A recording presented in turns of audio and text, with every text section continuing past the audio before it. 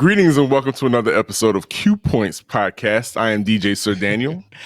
And my name is J. Ray, sometimes known by my government as Johnny Ray Cornegay III and Sir Daniel. For the first time in Q Points history, I am not the only Johnny on the show. That's correct. Q Points Podcast is the podcast dropping the needle on Black music history.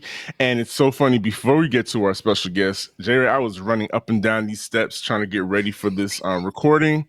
And needless to say, by the time I got here to the situated in front of the camera, I was a little winded. And as I get closer to 50, that happens a lot more. These joints ain't what they used to be, and there is a reason for all of that, and there is a way that we can combat those things. And our special guest is going to talk to us about that and some more facts regarding our health. Absolutely. So without further ado, we are going to welcome to the show. We're so happy to have him here. Johnny Dickson from No Lab Coat Required. Welcome to Q Points.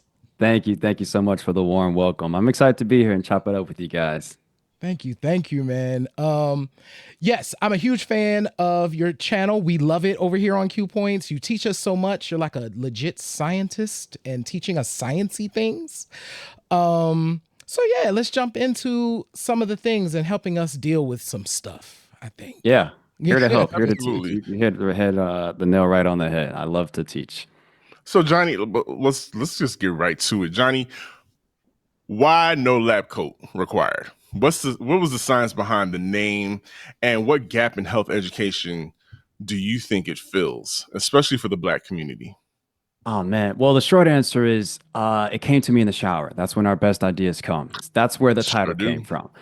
That's the short answer. And the way I kind of leaned into, or I guess arrived to that point of like, oh, that'll be the title, is really came from this want to share what I was learning over time. So in 2018, I almost want to say a gap year from life. I chose to really focus on myself. I chose to really hone in on what was my own passion, trying to find myself. And in this time, I'd read books and I'd gravitate toward books on nutrition, books on exercise, books on sleep. And as I read these books, there is a ton of misconceptions that become unraveled. And you learn these things. You have all of these aha moments like, oh my gosh, I never knew this, or this makes so much sense about, I don't know, cholesterol. And you start to piece these things together. And for me, I love the body. So piecing these things together was like solving a puzzle. That euphoric end, when you finally put that last puzzle piece in, I'd get that over and over when I read these books and make these connections. And needless to say, it felt really good to learn. And I began putting out content on what I was coming across. Like, hey, this is actually what's taking place when you consume seed oils, or this is what's taking place with your insulin when you eat this donut. And I love teaching about the body and putting content out. And one of the things that you will learn about the world of academia, which is where science comes from, is that it is exclusive and it's a little snobby and it's just not for the layman. So what I did coming in as a young kid, basically, and, don't have the regular, old white man in lab coat image, and I don't have a lab coat. I got 1 degree. It's in exercise science. And I started teaching about these things and it landed on me in the shower. This will be No Lab Coat Required. This is how we bridge the world of academia with the layman. So that's how I came to be. Well, your lab coat is coming, Johnny. Yeah. You say that right now in Q Points. Your lab coat is coming. We claim that right now. Yes. Yo, so one of the things, I will tell you, one of the things that kind of got me to your video, Sir Daniel knows this, but I'm a caregiver for my parents. And I'm always looking for interesting information about, the things that, impact them and us generally. And one of the videos that led me over there was that insulin, when you started talking about insulin and it involved diabetes and like all of this stuff. So I want to just jump into that because it's really interesting. So diabetes disproportionately impacts folks of color, in particular Black and brown folks, right? You talked about lifestyle, like lifestyle choices, but really digging into sugar. You talk about sugar in this interesting way as like, the menace, right, that jumps in. So I want to just ask you, what's something important that we need to know about sugar and our intake of it? And what are some steps that we can take to kind of mitigate our sugar intake from your perspective? Absolutely, absolutely. Sugar, man, it is sneaky. I love talking about it because it just likes to float under the radar. When it comes to sugar, if I go on and I talk for 6 more hours on this podcast, the number one thing I'd want to be taken away is proactivity. If there's something that we want to be proactive about, it is sugar intake. It is something that we intake in elusive amounts. Like, where did we even get all of this sugar from? Right. So it is the only thing.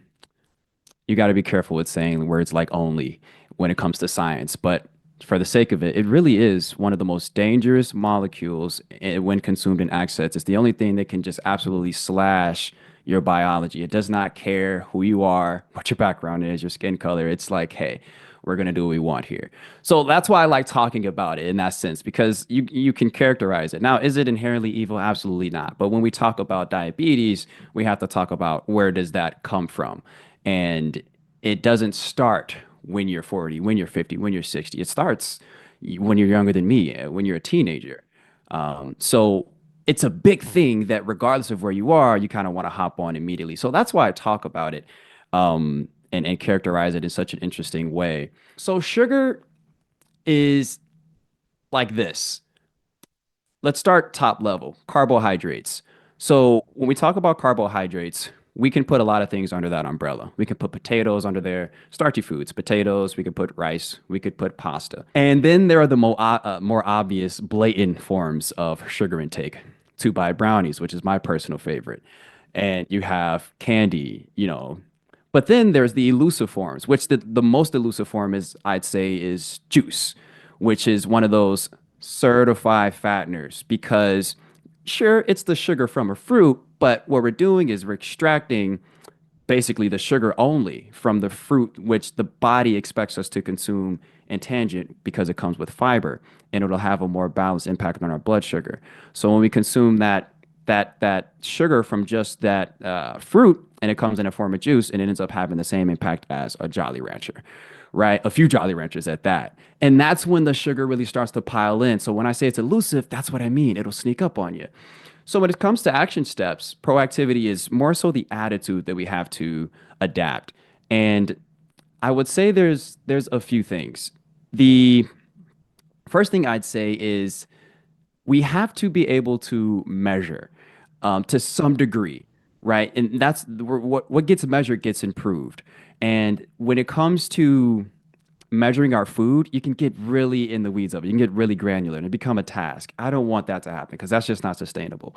So when it comes to actually doing something that could be sustained, it's like, what does this actually look like? Because the average person that goes to make an attempt and change their diet, they're going to say, you know what? I'm done with bread. And that's a good start. That's a decent start. But you end up probably not eating bread for at most 36 hours. And then you see some bread that somebody brought in. You're like, I mean, I went well for 36 hours, right? There's no parameters set up. So there has to be an end goal and there has to be a way to track your progress. I love challenges. So this is something where it's like, well, challenges, I don't know. I mean, I just do this thing for 6 weeks and then I have to get off. Well, no, in a challenge, you really do it and it has a great result at the end. But what's important, what's cool about a challenge is that you get to understand where your weaknesses are. And that leads me to my third rule. Restriction doesn't get us where we want because it's not sustainable. We get a bad attitude when we're told we can't have something. So the thing I want to put an exclamation point on is permission under conditions. And this is the idea that I can have my two-bite brownies, but maybe just twice a month. And this then allows me to say, hey man, I'm on point with the gym, I'm on point with this and this and this, but I get to reward myself twice a month with my brownies. And it's less of like no, and it's more of a condition where you say yes under X condition, right? If we make it mathematical or whatever. But I think those are the really the core tenets to being able to set us up for success in terms of action steps to avoid sugar. So, real quick recap. You got to have proactivity. You got to be serious about it. How bad do you want it, right? And then don't make it so hard on yourself. You go ahead and measure a couple things you need. You need a target date and you need to be able to track how you're doing, whatever that looks like for every person. If I'm getting really specific, I have this app. It's called Day Sense, and it just tells you the last day you did X. Whatever bad habit you want to put on there, you could put it. And it'll tell you it's been 8 days since you ate sugar and in the form of 2 bite brownies, right? And then permission under conditions would be the third thing I'd say, which the beauty of this framework, I'm going to call it, is that it can really be changed based on the individual. So if that resonates with anybody, hopefully it resonates with the listeners, but I think that really starts up here in the attitude and then it kind of just it plays out in a practical way to where you be able to navigate that elusive sugary world. See, Johnny, right now you're speaking to my soul because everything you've mentioned, like getting an attitude, there have been times where I legit will be watching something on television and there'll be like a million experts telling you, well, you can't eat this now because experts believe that this was going to lead to your leg dropping off. And well, if you eaten now, what you need to do in order to lose 50 pounds is you need to start eating more of this. And so after a while, especially somebody that like me that has dealt with weight issues for the majority of their life and is trying to do things to make subtle changes. And I love what you said about putting things in context and giving yourself an action plan, giving yourself a buy or a to date of things to happen and to then renegotiate or just check where you are, because I think that is very helpful. But I got to tell you, um, there's a lot of noise out there. There's a lot of people telling you, giving you, saying that you should eat this, and you need, if you're not eating, if you're not gulping down 2 teaspoons of flaxseed oil a day, and you're not living right. And there's just so much information. Everybody's an expert, Johnny. Everybody is trying to get us to buy into and literally buy into some type of for a lifestyle change, whether it's a diet or exercising, working out. And we're going to get into, and I want to talk to you about the trainers, all the trainer culture that we have now.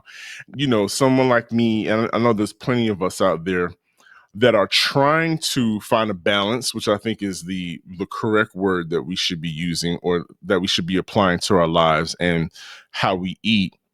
But then we're looking for that balance, but then where's the joy? Where's the joy in eating? Because there's some super healthy people and you see what they're eating and they'll tell you straight up. People have told me, so there's straight up people that were like, oh, I don't eat because I enjoy it. I just eat to fuel my body. You know that gym bro. Oh, I just eat to fuel my body. I don't care about how things taste and blah, blah, blah. But then that's a small majority of people. What about the rest of us that, for all intents and purposes, food is at the center of all our celebrations? Um, we talk about it. We talk about it daily. When you get to work, you lean over to your cubicle mate and say, "What we doing for lunch?" And then and then on social media, we've got all these influencers that are, doing the ASMR and tapping their fingers all over all the food ingredients as they chop up stuff and make food all the time. We're not escaping from food, so I guess where's the joy? Where's the joy in eating nowadays? And how do we incorporate changes in our diets to protect our health without feeling restricted, overly restricted? Wow. Yeah. Where is the joy? Um, I am I still am by trade a fitness instructor. I don't do it as much. YouTube is really the main bulk of what I do every day. But if my old boss calls me in and say, "Hey, come coach a class," I'll happily do so. So I've dealt with hundreds and hundreds of people right here in Chicago, that are trying to figure out like, "Hey, is it a diet? Is it a lifestyle? What is it? What can we do?" Hey, calm down. First thing we need to understand is that This is a shared uphill battle. We all have a common adversary, and that is convenience. We all know that on our way from home from work, our way to home from work, we're going to pass six minimum tempting fast food restaurants where we could be served food out of a brick wall. And we're gonna want to do that and think about the steps it takes. It doesn't take many steps at all. Convenience is the modern day adversary. And for modern day adversaries, we need modern day weapons. You're not going to take a club and a stick to World War III. You're just not gonna, you're gonna get squashed. So what are some of those modern day weapons that we can actually implement? I want to say the one of the things that I have to do is almost it sucks, but it does take a little bit of mental gymnastics.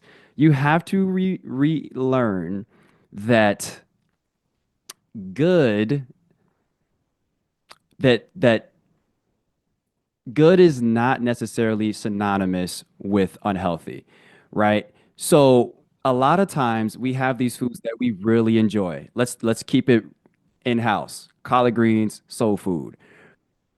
We just say it's not it. So collard greens, there's no way this is healthy. Look what we're putting in it. But actually, if we zoom out and we look at it again, depending on what we're cooking it with, right? Let's just say butter. Let's say we're adding some ham fat or whatever the case is, right? And we're talking about a collard green. We're talking about a vegetable that is slow cooked and it's already nutritious. Because the black hand has touched it and prepared it, does not make it unhealthy as a final product. It just means we prepared it. I can stand up for collard greens. I can't stand up for the mac and cheese, though. I'm not going to try to do that. Okay, Johnny, Well, what wait we're a not minute going to now. have you do is coming over It was here nice. It was nice meeting you.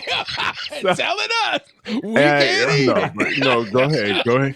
Go ahead. Continue, It's one Johnny. of those So hard We truths. Go ahead. understand. It's one Go of those ahead. hard truths. But I do want us to exercise the freedom like, no, let's put our foot in this, but let's use the right ingredients. And it isn't bad. So let's talk about sodium for one example. Um, the food that we cook probably isn't bad when it's just the food that we cook. But when we've cooked just like once a month and everything else is basically takeout, we are disproportionately taking in a crazy amount of sodium, for example, if we zoom in on sodium, which again is not inherently bad, but we keep resorting to this balance word. If you looked at the ingredients list of all the processed foods or takeout food, the sodium is in copious amounts. When you go to buy a potato, guess how much sodium is in it? 0 milligrams. Right? Guess how much sodium is in a strawberry? 0 milligrams. Guess how much sodium is in a tomato? 5 milligrams. So when we talk about starting with foods that are whole foods, we're talking about foods that have next to zero sodium. It's only when we want to add our sodium is where we actually start to make the difference. So we add our sodium and we're like, oh, we shouldn't be adding all this salt. But no, it's not really the salt that you're adding. It's the fact that 4 out of 5 days of the business week, we were eating processed foods for multiple meals. And that adds up. That basically is the bottom line. So we all have an uphill battle. I was just out this last weekend and I'm like, y'all going out for burgers? Like Mhm. where at? Can I swap out the bread for lettuce? Like so, it's Mhm. tough. It's tough. Mhm. You standing Um, over there in the corner like, "Psh, man, y'all, Man. listen. But real quick, I want to stop you real quick, mhm, Johnny, and throw in another caveat. It's no secret we are.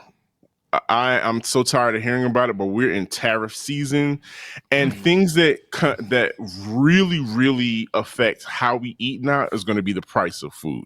Woo. And so some people might feel like it's simpler, and I know it's a trap. It's definitely a death trap. Those Mhm. value meals Yep. might be a little more affordable to somebody who's already living on a very strict budget. Whereas if I want to go down and get some organic vegetables and Mhm. fruits and things that are better for me, I have to make a choice now on how much am I going to spend in order to eat. I can either satiate my hunger now and be able to Mm. sleep throughout the night and get up and go to work the next day, or I'm going to spend a little bit more and hopefully prolong my life Right. down the end. Those are things that speak to those decisions that people are definitely having to make these days. Yeah, so I'll couple this in with the question you asked earlier. It's like, where's the joy? I got it. Not Yes. only does it take an uphill battle to eat healthy, but it costs how much? Yes. Eggs are $700 per carton right now, right? Johnny, So as a it's person who crazy. loves eggs, Yes, I be over it. I'm right there with you. I've never questioned if I should pick eggs up or not, but now it's an actual question. I don't know Right. if this is worth the money right now.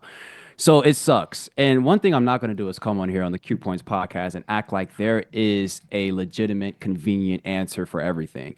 I think that when it comes to some of us that are disadvantaged economically and we're in the inner city and we're surrounded by fast food, and stuff costs and we can't necessarily afford it, it does take the helping hand of some. So we're in Chicago. We have a, nonprofit program called Dion Chicago Dream, and this brother is doing some good work. He is literally increasing food security by going out and setting up distribution channels to just literally give people fresh food. Those of us on the South Side of Chicago, black and brown skin, right, that are in Inglewood that live in what we call a food desert, just not the same access to grocery stores as other parts of the nation. So we need stuff like that, right? Because it really is an unfortunate reality of the world that we live in. Stuff is going to cost. Now, what I will say is that it's going to cost, and it's really going to depend on asking yourself this one question, which helped me kind of with my mental gymnastics. And that is this worth it? You have to walk into the grocery store and look at blueberries versus the blueberry fudge filled granola bar like processed fruits snack and say like, is this blueberry worth it? And if you don't have a strong enough why, you're gonna fall every time. You're gonna fall every time, right? And there's in seasons where my why is so strong, it's like you can't get me to eat a morsel of processed food. And there's sometimes where I'm like, it's going to be the blueberry filling this time around. I don't know about getting. It really does come down to, because if we want to talk about the economic side of it, because I do think price discourages us, but I also do think we come up with some legitimate excuses to just get what we want. So I do think it does take a little bit of again, it's proactivity, but it's also a saying like, okay, let's talk economically. What are some swaps I can actually realistically make? Because vegetables are actually the cheapest food group. Vegetables per se. Fruits are a little bit more on the high side, but vegetables are actually the cheapest food group, right? So we do have some serious, unfortunate economic things taking place, but you have to be able to look at a food and ask yourself that question, like, is this worth it? Now, where's the fun in this is, again, it kind of comes back down to two things can be true, right? This can be good and it can be healthy, right? Just because I cook and I prepare it doesn't mean it's bad. It's just about using the right ingredients, right? Our food is information, right? Our ingredients is information. We bring all these things together and we make our meals. The best way I can put it is from farm to plate. Who has more influence over your meal, you or the food industry? If it's the food industry, you're going to get a lot of salt, a lot of sugar, and a lot of seed oils, right? And if it's you, even if it's on the sweeter side, even if it is, it's not a hot and ready meal, but you want to do hamburger helper, have some carbs, you may want to do a little cheese in there or whatever. You're probably better off, right? You're starting that off from scratch than getting it picked up. And that if that empowers you at all, it is really that you having the most influence is one of the most advantageous things that you can do when it comes to preparing your food. So Sir Daniel knows this about me, Johnny, but just sharing, I love to cook. And my favorite, and let me tell you what gets me every time, and I'm going to tell y'all, I love having a pretty plate. Johnny Cornegay loves him a pretty plate of food that I done got up in that kitchen and whipped up, that's got colors. I literally cook based on what colors are on the plate. So You're not going to catch me with a brown plate. I just no. I am going to have a mixture of things. It's going to be some reds and some yellows and some greens, you know. So that's a tip that I always use. Like, yo, shop for what that plate going to look like at the end. I like that. I Make like sure that. make sure them colors like gonna make you do something. I'm gonna put some pictures up as it relates to this.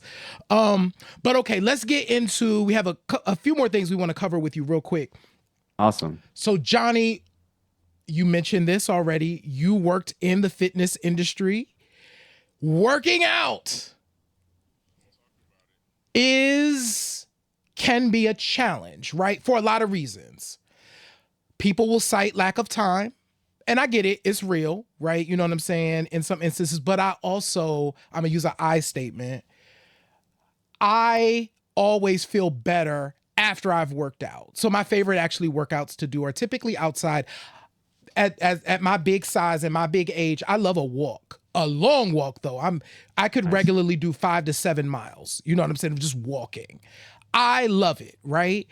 But there's barriers that get in the way. So what are a couple realistic workout strategies that you have found that might work well for folks? Oh man, absolutely. So that's a loaded question. So I got tossed into the fitness world right coming out of college, and I got a sense of what it was to coach people that are looking to better their lifestyle through fitness, through group training. So I'd get on a lot of calls prior to people joining the gym just to see, okay, like what tier do you want to join? What program do you want to get into?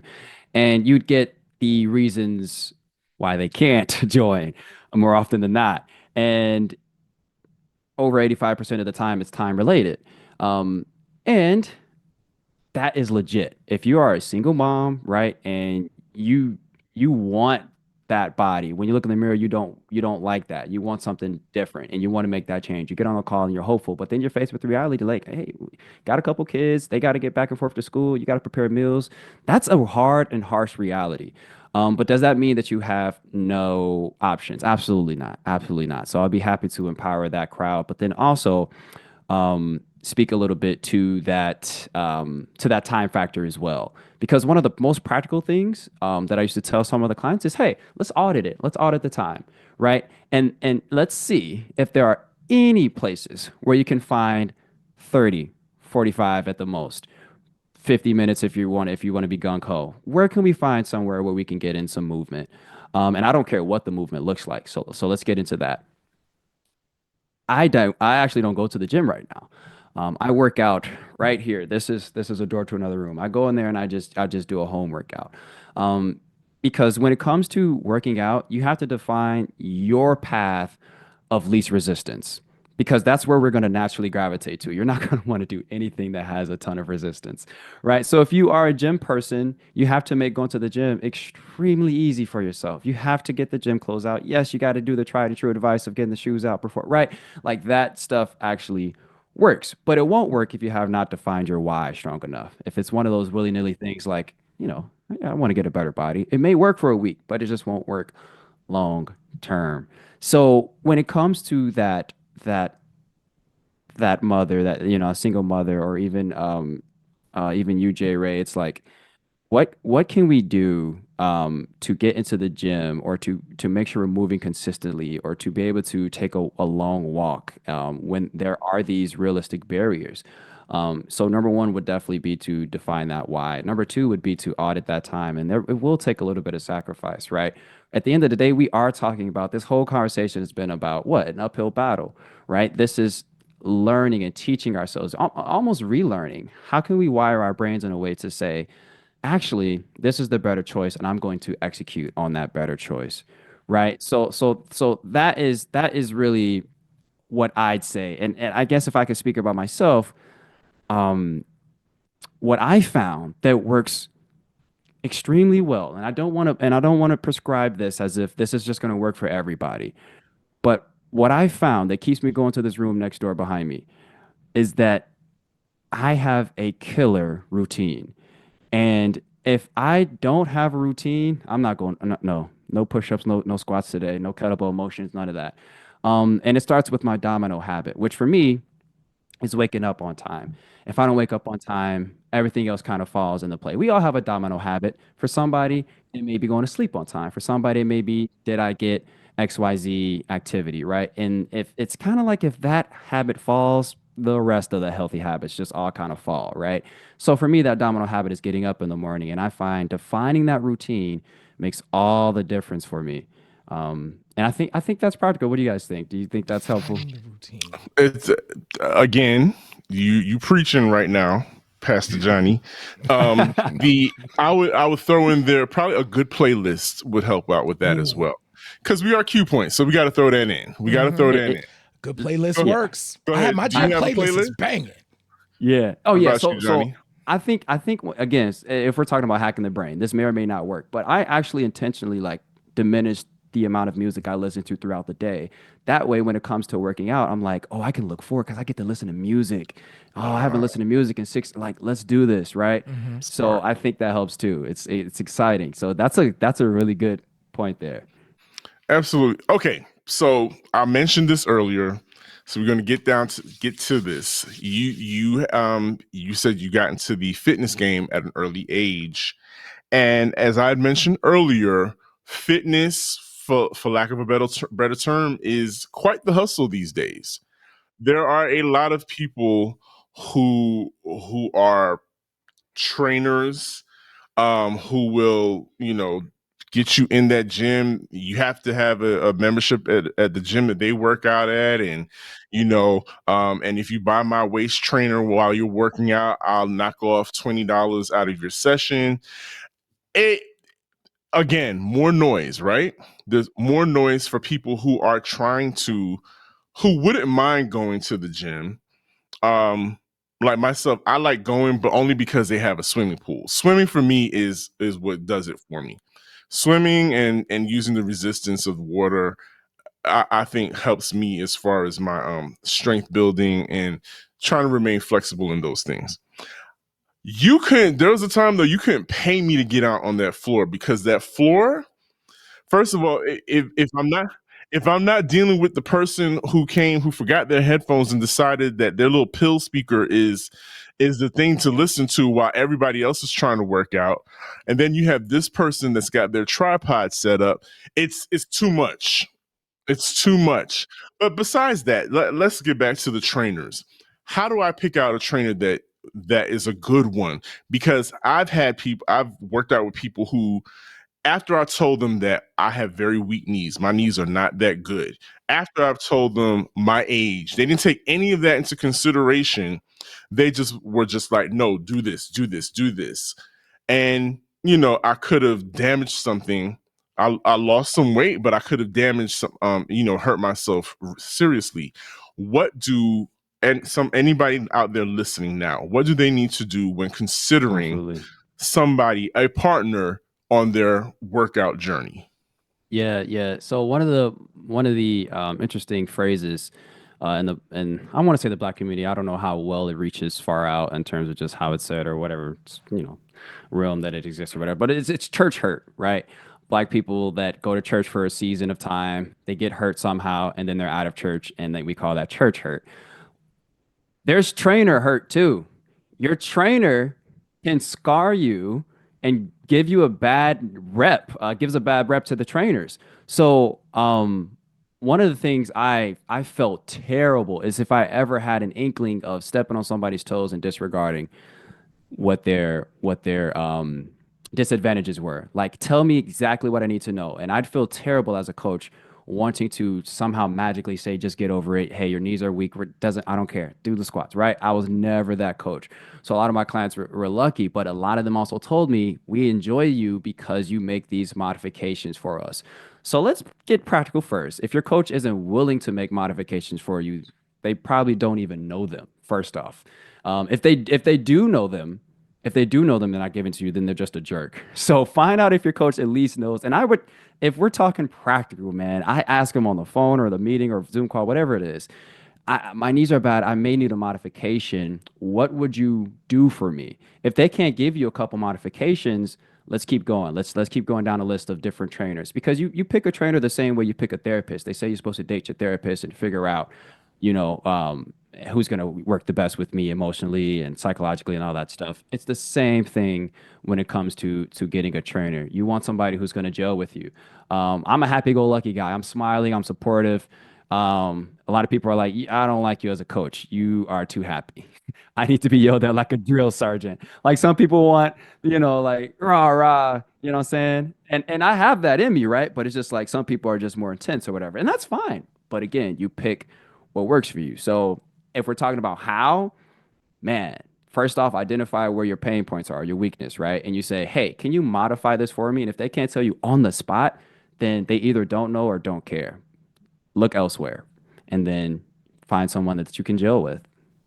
Man, that's a really good tip. Before we get out of here, I want you to specifically speak to other Black men about because again, there's a lot of noise out there telling us what we should and shouldn't do and who we should be.